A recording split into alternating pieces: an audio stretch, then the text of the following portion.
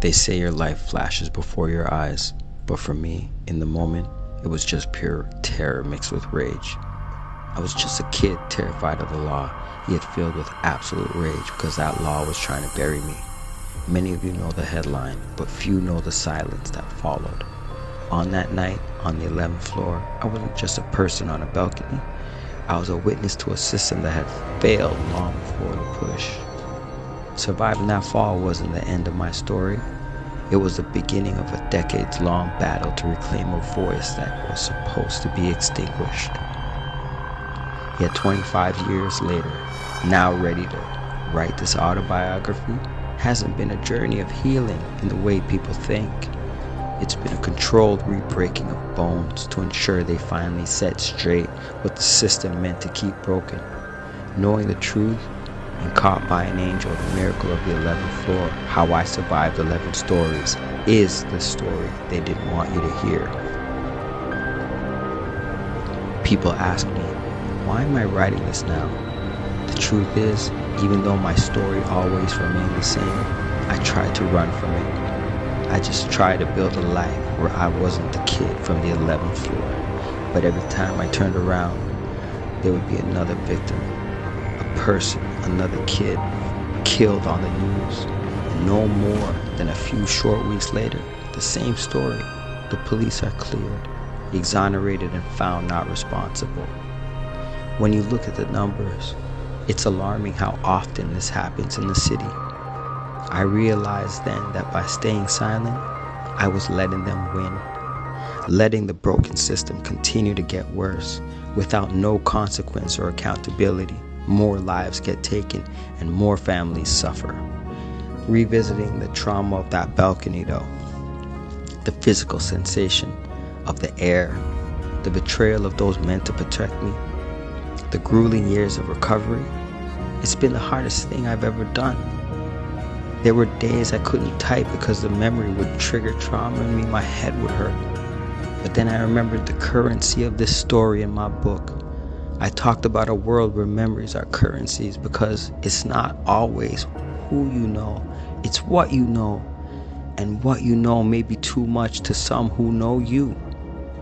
They might want to silence you or bury you. So in reality, our stories are our real power. And if I don't tell mine, who will? For the past 5 years, I haven't just been writing. I've been on the ground, from Vancouver to Halifax, all over the country, partnered with nonprofits and grassroots foundations. I've sat in rooms with too many mothers who lost their children to the same system that tried to take me. I've worked with organizations dedicated to systemic reform, prison abolishment, mental health support for victim families and survivors, and legal advocacy. There's so much work needed to be done. So many need to be aware of these deadly systemic issues that have been failing communities and essentially our whole country for decades. This book isn't just a simple memoir. It's an eye-opening, life-changing tool for the world to wake up, be aware, come together in a movement so large change won't be asked, it will be demanded and done. This autobiography is also for all those kids out there who are currently where I was, unheard, unseen, and unprotected. My work with these foundations has shown me that while the fall was mine, the fight belongs to all of us. And like my former lawyer and close personal friend of mine, Charles C. Roach, once said, the struggle is the important thing. Not how it ends, it's not whether I win or lose, but did I fight and do all I can? Did I fight and do all I can? Within these pages, I take you behind the yellow tape. You'll see the real story that was too raw for the news. You'll understand the internal world of a survivor, from a naive, sharp boy growing up on the rough side of the street, to the hypervigilance, the dreams, the works, the eventual somewhat hard-won peace, and vision outlook for a better tomorrow. The journey was long, not easy. It took a lot of strength to get this far. We are forming an exclusive mailing list right now because I want all the people who have been in this fight with me to have the first access to this book.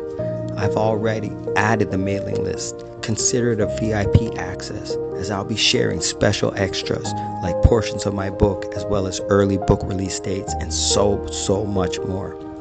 So please join the mailing list today. Like the video, share it if possible, subscribe to my channel, click the bell and turn your notifications on so you don't miss what's coming next.